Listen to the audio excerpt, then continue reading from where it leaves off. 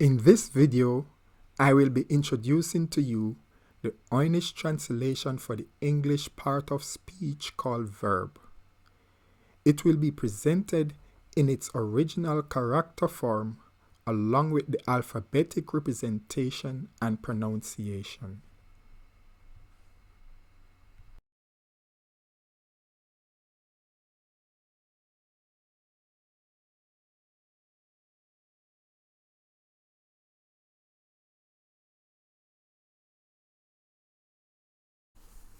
Dweet, dweet, dweet, dweet.